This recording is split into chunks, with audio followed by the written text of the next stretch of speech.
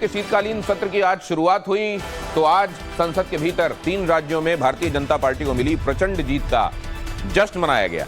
NDA के सांसदों ने मोदी मोदी के नारे लगाए और एक दूसरे को मिठाई खिलाई। वहीं शीतकालीन सत्र को लेकर प्रधानमंत्री नरेंद्र मोदी ने विपक्ष को नसीहत देते हुए कहा कि चुनाव में मिली हार का गुस्सा सदन में न निकाला जाए। हालांकि पीएम मोदी की नसीहत का असर विपक्ष पर नहीं हुआ और सदन की कार्यवाही शुरू होते ही विपक्षी सांसदों ने हंगामा शुरू कर दिया।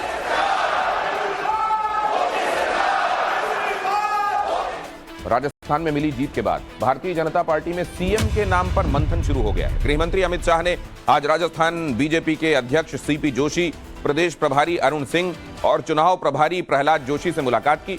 सूत्रों के मुताबिक जल्द ही नया सीएम तय करने के लिए ऑब्जर्वर के नाम का ऐलान हो सकता है। वहीं गजेंद्र सिंह शेखावत और बाबा बालकनाथ को पार्टी ने दिल्ली बुला लिया है।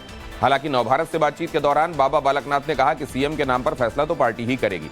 वहीं सूत्रों से खबर है कि राजस्थान चुनाव में जीतने वाले बीजेपी सांसद बाबा बालकनाथ, दिया कुमारी, राज्यवर्धन राठौर और किरोड़ी लाल मीणा लोकसभा से इस्तीफा देंगे। छत्तीसगढ़ में भी सीएम को लेकर तस्वीर अभी तक साफ नहीं है और ऐसे में दिल्ली से लेकर रायपुर तक मंथन जारी है। सीएम के नाम को तय करने के लिए आज रायपुर में बीजेपी विधायक दल की बैठक हुई, जिसमें प्रदेश प्रभारी ओम माथुर ने विधायकों से मुलाकात की। सूत्रों से खबर है कि इस दौरान मुख्यमंत्री के जो दावेदार हैं उनके नाम पर चर्चा भी हुई, जिसकी रिपोर्ट केंद्रीय नेतृत्व को भेजी जाएगी। वहीं दिल्ली में बीजेपी अध्यक्ष जेपी नड्डा ने गृहमंत्री अमित शाह से मुलाकात की, जिसमें विधायक दल के नेता और सीएम चुनने के लिए पर्यवेक्षक के नाम पर चर्चा की गई। पूर्वोत्तर राज्य मिजोरम का चुनाव परिणाम आया और वो भी बेहद चौंकाने वाला था। 40 में से 27 सीटें जीतकर मुख्य विपक्षी दल जो है जोराम पीपल्स मूवमेंट ZMP ने पूर्ण बहुमत हासिल कर लिया और वहीं सत्ताधारी मिजो नेशनल फ्रंट को मात्र 10 सीटें मिली। भारतीय जनता पार्टी को 2 और कांग्रेस को 1 सीट से संतोष करना पड़ा। हार के बाद सीएम जोरामथांगा राज्यपाल से मिलने पहुंचे, जहां उन्होंने अपना इस्तीफा सौंप दिया।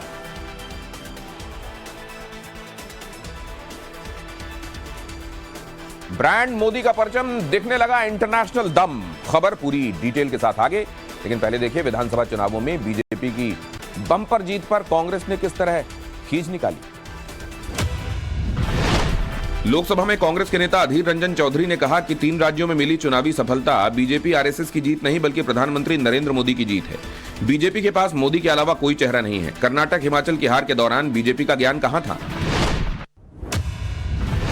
विधानसभा चुनाव में मिली करारी हार के बाद आज मध्य प्रदेश कांग्रेस अध्यक्ष कमलनाथ भोपाल में सीएम हाउस पहुंचे। यहां उन्होंने शिवराज सिंह चौहान से मुलाकात कर बीजेपी को मिली बड़ी जीत की बधाई दी। वहीं हार पर मंथन के लिए मंगलवार को कमलनाथ ने पार्टी दफ्तर में मीटिंग बुलाई है। इनमें सभी उम्मीदवारों को बुलाया गया है। इस बैठक में विधानसभा वार नतीजों की समीक्षा की जाएगी। जयपुर की हवा महल सीट से जीते बीजेपी प्रत्याशी बालमुकुंद आचार्य पहले ही दिन एक्शन में नजर आए। आज उन्होंने सुबह प्रशासनिक ऑफिसर्स को खुद फोन किया। बालमुकुंद ने चांदी की टकसाल रोड पर खुले में बिकने वाले नॉनवेज ठेलों और दुकानों को तत्काल हटाने का निर्देश दिया। इतना ही नहीं, उन्होंने पूरे मामले पर शाम तक अफसरों से रिपोर्ट लेने की बात भी कही। तेलंगाना विधानसभा चुनाव में कांग्रेस को मिली बड़ी जीत पर AIMIM प्रमुख असदुद्दीन ओवैसी ने कहा कि अभी नई सरकार बनेगी तो उसे वक्त देना चाहिए। ओवैसी ने खुद को इंडिया यानी भारत का चेहरा बताया। AIMIM ने राज्य की 119 विधानसभा सीटों में से सिर्फ 9 सीटों पर अपने उम्मीदवार उतारे थे।